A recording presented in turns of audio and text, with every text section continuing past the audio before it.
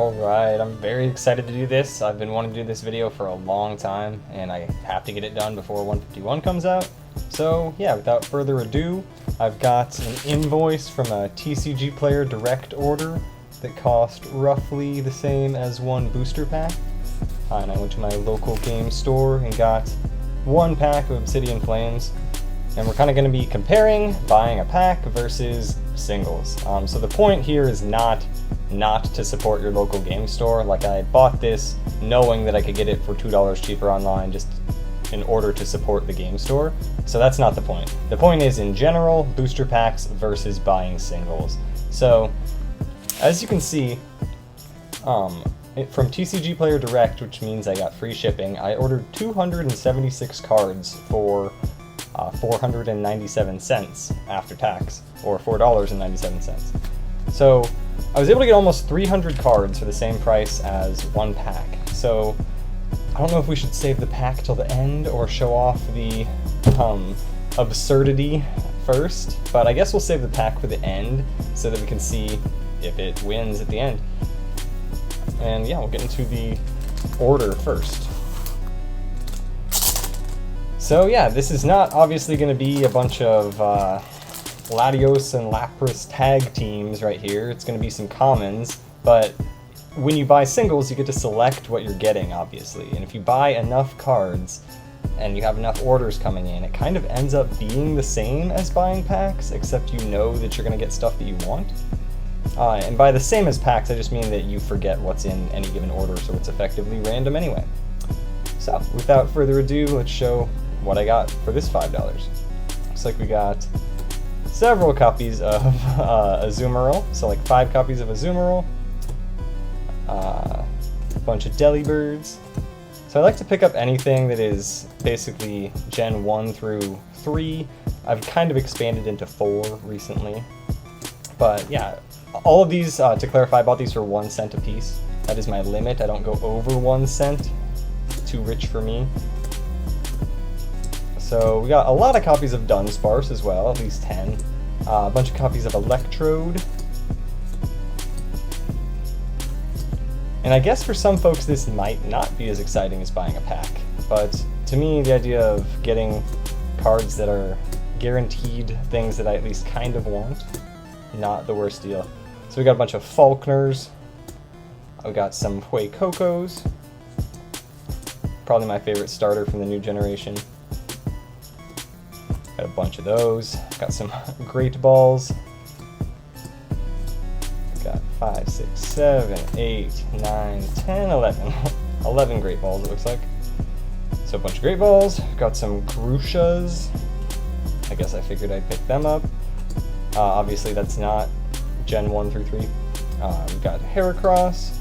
A few of those. I don't think these are all going to be commons, but got one Haunch Crow in there too. So a bunch of Heracrosses and then a Haunch Crow.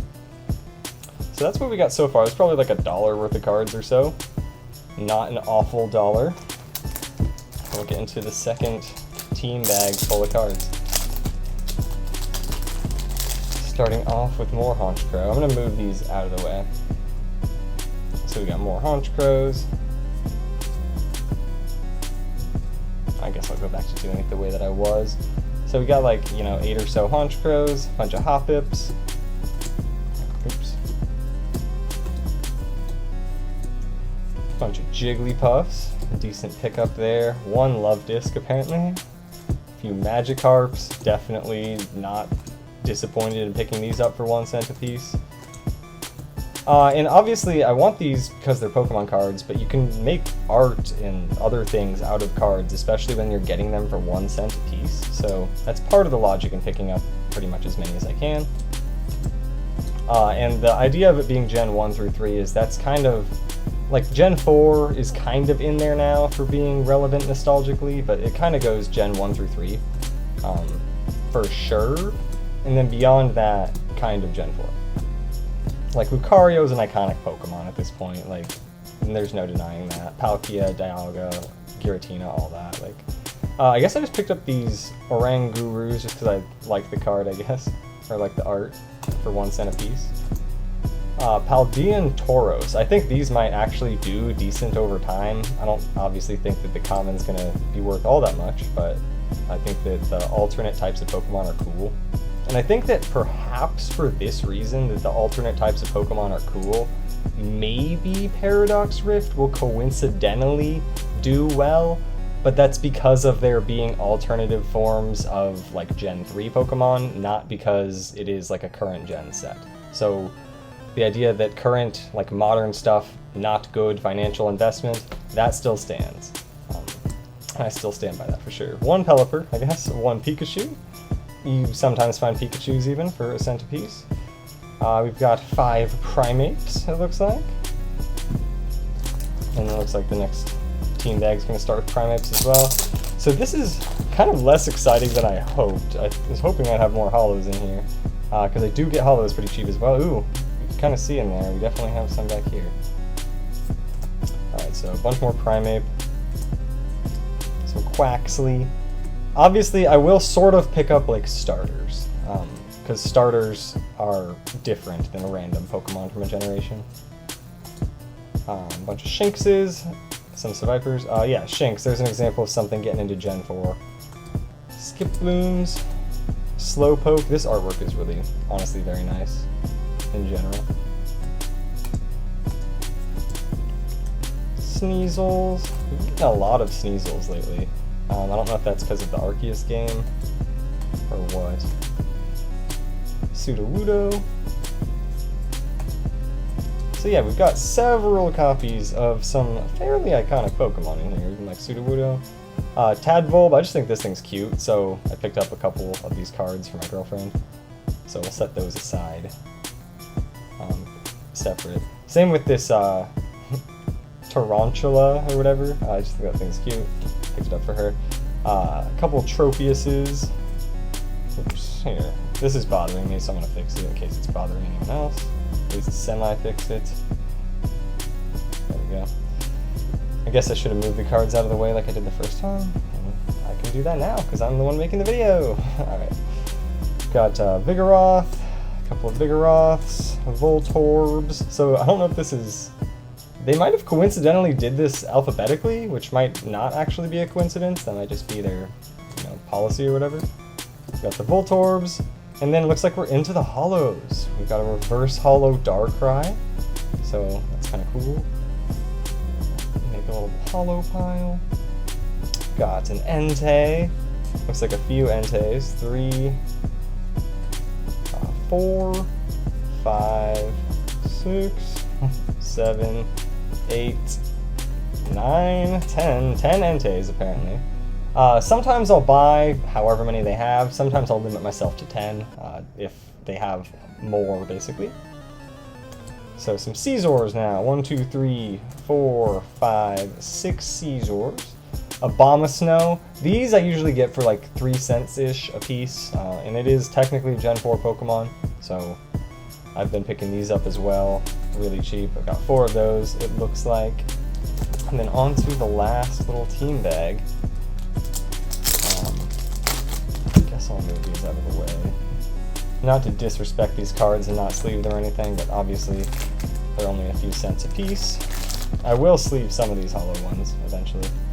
So we got a reverse hollow Dunsparce, a couple of them, at least 3, 4. So a bunch of reverse hollow Dunsparces it looks like, which is a Gen 2 Pokemon, of course. Some reverse hollow Fuecocos, or at least one. A couple of Giraffarigs. Hariyama, obviously a Gen 3 Pokemon, and then this even has the Makuhita in the background. So this is a dime a dozen card right now. It's in Obsidian Flames. We may even pull it from the pack. But over time, people who aren't collecting right now and they're Gen 3 fans, this will be a pretty cool card to add to their collection as they get back into it. And I'll have them available. Alright, so we've got some Jumpluffs as well. I really like this artwork, honestly. Got 5 of those. This thing, I guess I don't know why I picked these up. These must have been actually 1 cent a piece or something. Mankeys, reverse hollow Mankeys. Just appreciating the hollow there for a sec. Quaxley's a different art, reverse reverse hollow Quaxleys. Got Quaxwell, which is the middle evolution there. Slackoths, got 3, 4, 5, 6, 7, 8 Slackoths. So obviously Gen 3 iconic Pokemon right there. Sprigatito reverse hollows. 1, 2, 3.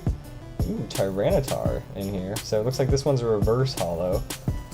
Got a regular Weevil, Gen 4 there, obviously. 2, 3, 4, and it might be the last card is Weevil. Ooh, no, we've got a few Wigglytuffs. We've got 4 Wigglytuffs in the back there too. So as you can see, we got hundreds of common cards of what I would consider to be, you know, soft relevant to relevant Pokemon. And then we also got several hollows of, again, kind of soft relevant to pretty relevant Pokemon.